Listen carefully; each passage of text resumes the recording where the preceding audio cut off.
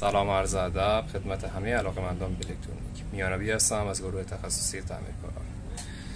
خب یک برد کولر وست پوینت برام پذیرش شد با ایراد اینکه ارور E6 میداد. این برد رو قبلا توضیحش رو داده بودم، برای جهت یادآوری هم مجدد توضیح میدم. زمانی که برد پذیرش شد LED سبز و زرد به صورت یکسان روشن بودن، یعنی خاموش روشن نمی شدن. با بررسی های اولی که کردیم ولتاژ سیگنال رو با 0 گرفتیم. 30 ولت برامون نمایش میداد، در صورتی که ولتاژ باید به صورت نوسانی باشه. البته این مورد رو میتونید از طریق اسیلوسکوپ هم بررسی کنید.